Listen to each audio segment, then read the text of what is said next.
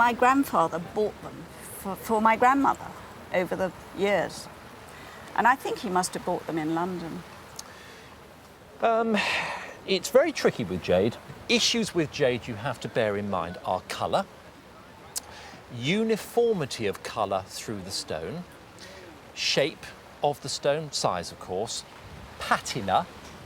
If you get a piece of jade that's very scratched and you get one that's very smooth and perfect, it's considerably more valuable for being a perfect stone than one that might have a few abrasions on it. But you know, when we look at these two, that's a piece of jade. It's fabulous, isn't it? Yeah. Now, as far as the age is concerned, the diamond setting is very 1925. Yeah. So I would suggest that that's the period for the ring itself. I ought to add one little caveat, which is these days jade is improved. They impregnate, they do all sorts of things to make them look slightly better than they are. The good news is, though, it's unlikely with a stone of that date. This one here, have you noticed it's got a slightly wedge shape? It's almost as if it's been polished slightly off, and that does affect the interest a little. Yeah.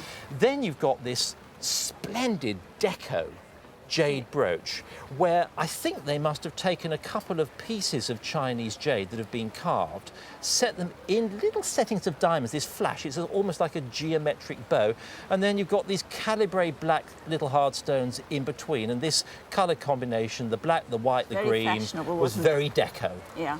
Now, let me just have a look at these jade pieces, because these are a fantastic colour, aren't they? These are wonderful. Now one small anxiety I've got, and I'm sure you have noticed it, it's got a crack running all the way through it. In fact, the mount's been made to hold it because it's got more claws on that side. And they're very thin slices, aren't they? Yeah. These are the sort of things that would have been done in China, and you know, you could wear them as clips for the ears or something, but these have been made into a brooch. And then finally, you've got this terrific, terrific Chinese jade carving, which by its quality, I mean, look at the detail here, the little birds, the piercing. And what sort of a flower is that? Well, they're usually things like lotus flowers. They're usually lotus flowers, and you'd have all sorts of symbols. And is this a pea, you know, a pod? The pea pod is there. But what a fantastic thick slab of Imperial jade. Well, that really is a staggering collection that you brought in. Moving on to the question of values, it's not easy. If that wasn't damaged, it would be enormously commercial, but the damage does affect the price. Yes, obviously. I think that in that condition, with the crack across it, my instinct is that this is probably worth something around £4,000. Yes. This one here, with the wedge, you know, I love the polish. It's on a 1925 bar with the diamonds on the shoulders. That one there, I think it has to be worth the same sort of money.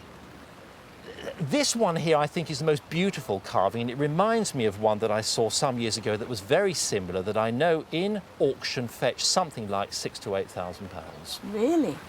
Gosh. Then we move on to this one.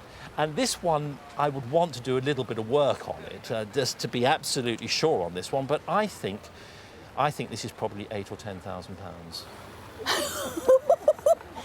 I wear it quite a lot. Well, I just think it's got so much going for it. The size, the shape, isn't it? What a fantastic group of things. Fantastic. Well, I Thank wish you my very grandfather much. could hear you say that, because he obviously adored it. Well, I'm absolutely thrilled. Many thanks. Thank you. Thank you.